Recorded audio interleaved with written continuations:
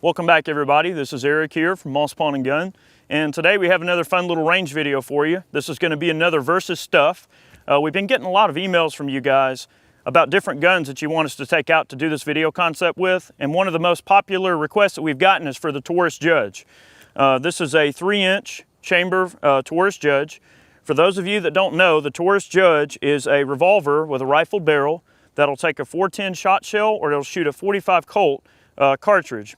The ammunition that we're going to be running today, we're going to run some of the Federal 9-pellet number 4 buckshot.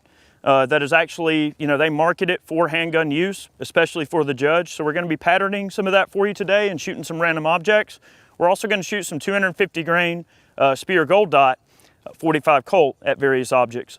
So the whole point of this video is we like to just show the damage that the gun is capable of. So that's what we're going to do today.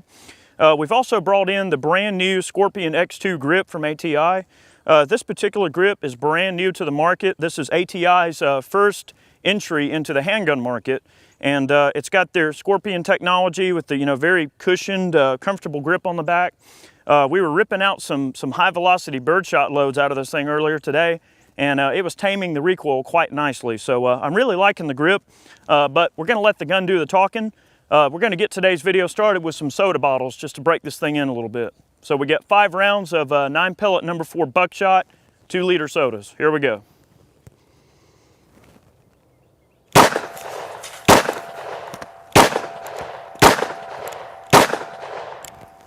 Oh yeah. So in the first shot, we saw that the number 4 buckshot coming out of the Judge with the rifle barrel, it spreads out a whole lot. You could also see that I was anticipating the shots a little bit and pulling them downward. That's a really good example of how much your shots can really be thrown off if you're flinching or anticipating the recoil, which I was. We're going to do the same thing, but this time we're going to use 250 grain Speer Gold Dot and a 45 Colt. Double action, 5 sodas. Let's do it.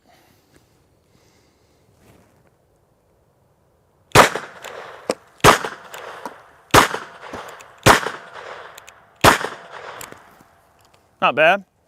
Missed those 2. I think I might have pulled just slightly to the right there. Let's move on to some other stuff. That wasn't bad. I think I got some other cool ideas. All right, we saw that those 2 liters came apart pretty nicely there. We've actually closed the distance a little bit because in the other shot we could see just how much this buckshot is spreading. This is number 4 buckshot again, 9-pellet from Federal. We're going to take a few shots. We're going to blast a watermelon and a head of lettuce. Let's do it. First the watermelon, then the lettuce. Both equally disgusting.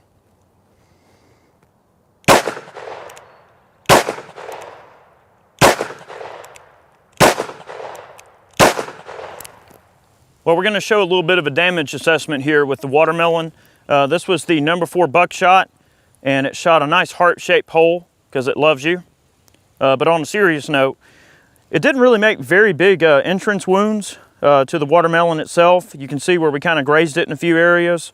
The exit, it didn't really punch out like I thought it would from an exit standpoint. Here's your exit holes. So it certainly wouldn't feel nice to get hit by any means, and I'm sure the penetrating capabilities of the number 4 buckshot are considerable.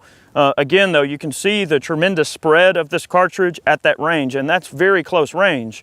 Although that is one of the nice things about the Judge is that with the buckshot load, you can really put a lot of pellets downrange, in a very close quarters environment. So especially somebody that doesn't see well, or someone that has very limited eyesight or anything like that, or hand strength, this is a great way for them to be able to put a lot of rounds downrange, a lot of pellets in an area where they need to be to harm the potential assailant.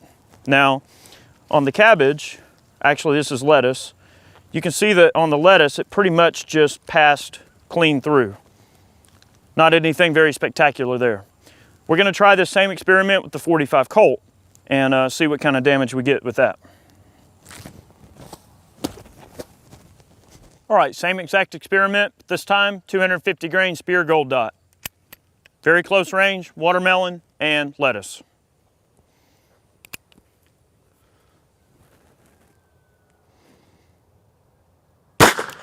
Oh yeah.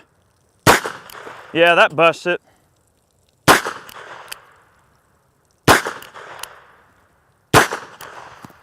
Yeah. So you see the 45 Colt.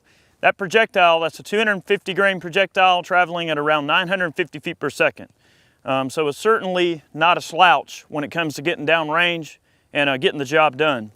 You can see that the energy that 250 grain projectile dispersed on the watermelon was considerable.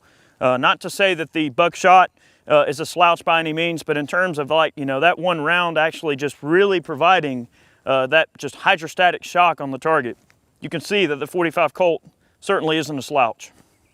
All right, guys, well, those watermelons and those heads of lettuce came apart pretty nicely. What we're going to do next is we're going to do a little bit of Redneck's ballistics gel testing. We've got a thing here that I'm going to call the meat stick. All right, we took two 2-liter soda bottles, cut them off, and we stuffed them full of chuck roast. All right, so we got a beef medium, approximately, I would say, about 18 to 22 inches worth of beef medium. We're going to shoot a 250 grain 45 Colt load, hopefully right through the center of it, and let's see if we can capture our 45 Colt projectile inside of our meat stick. Let's do it.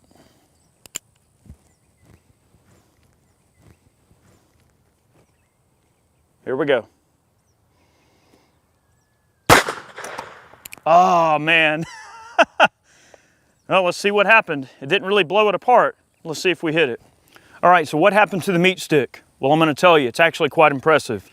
My shot landed just a little bit low on the meat stick there, but it went in there, traveled through all of this meat, passed through here where my pinky is. All right. You can see a very large hole about the size of my pinky. All right, so it passed through there into this section. Hang on, let me grab it. All right, it sent this section kind of falling off of the tabletop here, but see, it went right through that. Okay, so that's one section of meat. It went through this section of meat. All right, right through there. Okay, so that's all that meat it penetrated. And it looks like we've got a capture here almost towards the end of the meat stick. Look at that. There's a spear gold dot that our meat stick actually captured. And what I'll do is I'll weigh this later and let you guys know how much weight retention that we got on that spear gold dot.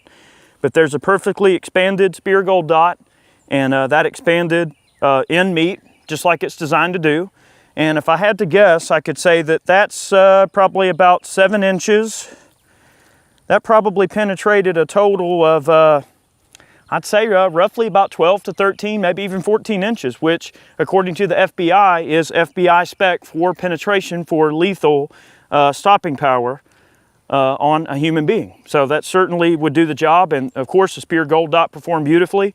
I can think of a few other things that we can do. But let's go ahead and go over here and pattern this buckshot. I'm really curious to see how well the number 4 handles at longer range.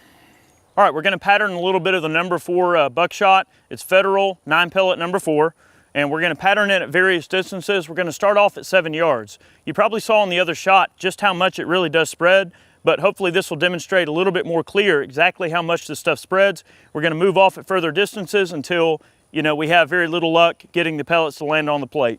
This is an 18 by 24 inch steel gong from shootsteel.com. Give it a try. I'm just gonna aim dead center.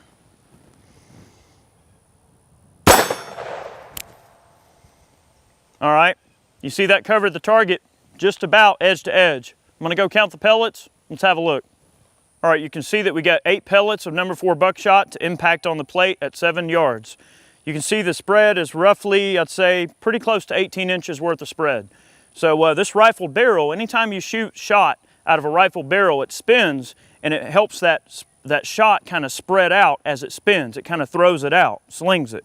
You're never gonna get really good accuracy out of buckshot or any kind of shot, fine shot out of a rifled barrel. So we're gonna back off to, let's call it 12 yards, try again and see how many we get to impact. All right, guys, so same gun, same load, same target, but this time 12 yards away. We'll see what happens. I'm gonna aim right in the center like I did before. Oh, wow, look at that. Only got 5 pellets on the plate. Let's go have a look. All right, so here that we can see the number 4 buckshot went all over the plate, even at 12 yards. One here, here, here, couple below, one hit in the low end corner here.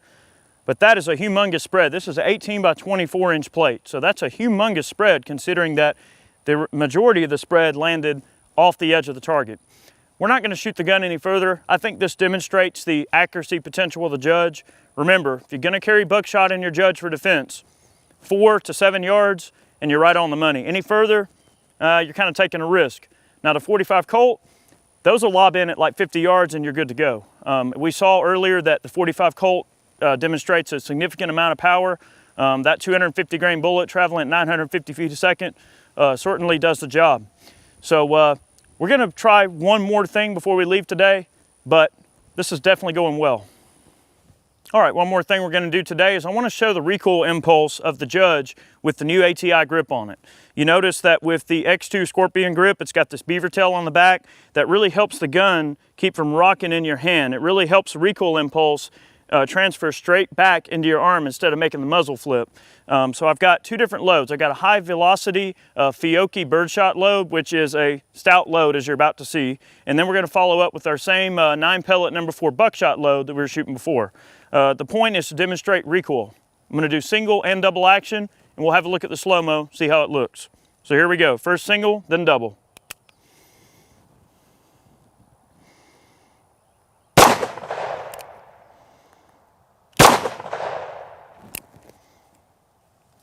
Now on a side note, I know we weren't really patterning the gun, but as the barrel, the rifling inside of the barrel threw the shot cup out, it covered that entire plate with birdshot from this distance, and that was 12 yards away.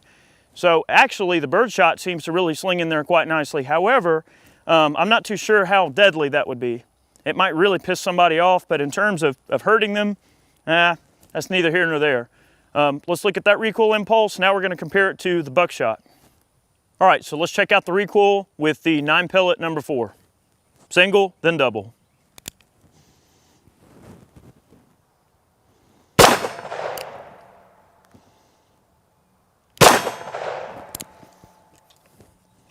Certainly tames the recoil quite nicely. You would really expect these things to kick harder considering the type of loads you're putting out of them, but certainly not bad. I like the aggressive texture on this grip. I like the recoil reducing gel pad on the back. Kind of like a decelerator, helps a lot. And this gun's not bad. You know, I've heard a lot of stuff about the Judges being really crummy guns, but I don't really see that at all. Seems like a very solid rig for the most part. You guys have been asking us to shoot a 410 cut shell out of a Judge. I've gotten that email so many times. So I'll tell you what, we're gonna close the video out. We're gonna shoot a 410 cut shell out of our Judge pistol here, and then we'll leave you with it. We'll see how it runs. All right, we're gonna try our cut shell. I've never tried this before out of a Judge. I'm not too sure if it's safe. I really don't recommend any of you guys try it, but I'm gonna try it. In case you don't know, a cut shell, you cut a ring around the bottom of the shell below the shot cup, and the whole front of the actual shotgun shell becomes a projectile. So we're gonna try it out of the Judge.